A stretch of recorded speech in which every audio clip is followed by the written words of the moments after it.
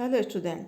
Deduction from gross total income, सकल कुल आय में से कटौतियाँ में हमारा टॉपिक है आज भुगतान के संबंध में की जाने वाली कटौतियाँ, deduction in respect of certain payments. इसका फर्स्ट टॉपिक है जीवन बीमा प्रीमियम, स्थगित वार्षिकी, भविष्य निधि में अंशदान एवं कुछ समता अंश एवं ऋण पत्र में अभिधान आदि के संबंध में कटौती। Section 80C। सेक्शन 80C के प्रावधान निम्न प्रकार है। फर्स्ट, छूट की पात्रता वाले करदाता।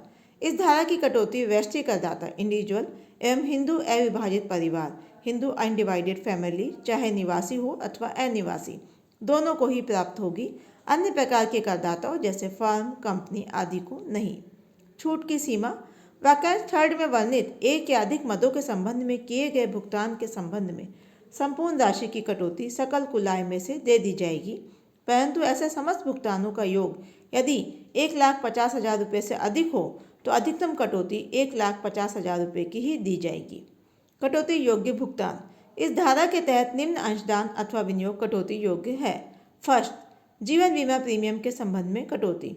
यदि करदाता एक व्यक्ति है, इंडिविजुअल है, तो उसके स्वयं के जीवन पर एवं उसकी पत्नी अथवा करदाता महिला है तो उसके पति के जीवन पर एवं उसके किसी बच्चे के जीवन पर कराए गए बीमा का प्रीमियम कटौती योग्य है। हिंदू अविभाजित परिवार की दशा में परिवार के किसी भी सदस्य का जीवन बीमा प्रीमियम कटौती योग्य है। स्थगित वार्षिकी के लिए भुगतान। करदाता के स्वयं के जीवन एवं उसकी पत्नी अथवा करदाता स्त्री है तो उसके पति के जीवन पर एवं उसके किसी बच्चे के जीवन पर स्थगित वार्षिकी के अनुबंध को चालू रखने के लिए किया गया कोई भी भुगतान कटौती योग्य है, परंतु ऐसे अनुबंध में वार्षिकी के स्थान पर नकद भुगतान प्राप्त करने का विकल्प नहीं होना चाहिए। थर्ड, वेतन में से कटौती करके स्थगित वार्षिकी के लिए भुगतान।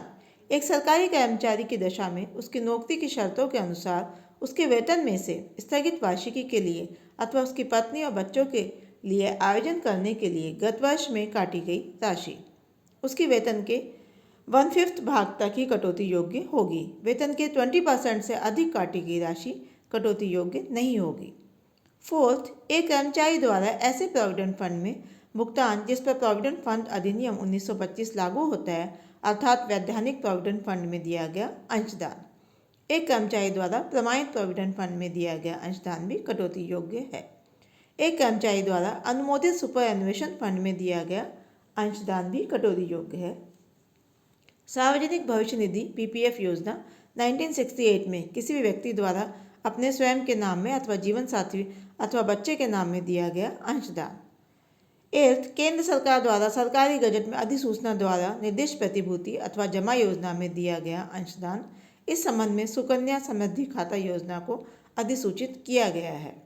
नाइन्थ, केंद्र सरकार द्वारा सरकारी गजट में अधिसूचना द्वारा निर्दिष्ट बचत पत्र में दिया गया अंशदान। इस आशय के लिए राष्ट्रीय बचत पत्र अष्टम निर्गमन NSE 8th इशू को निर्दिष्ट किया गया है। 10th, unit trust of India की यूनिट संबंध बीमा योजना 1971 यूलिप में भाग लेने के लिए स्वयं, जीवन साथी अथवा बच्चे के नाम में दिया गया अंशदान।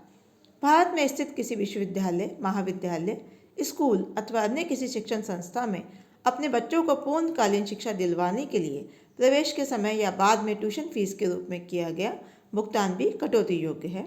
मकान खरीदने अथवा बनवाने हेतु लिए गए ऋण का पुनः भुगतान कटौती योग्य है सेक्शन 80C में। यह था हमारा आज का topic, deduction in respect of certain payments. First, deduction in respect of life insurance premium, deferred annuity, contribution to provident fund, etc. section 80C.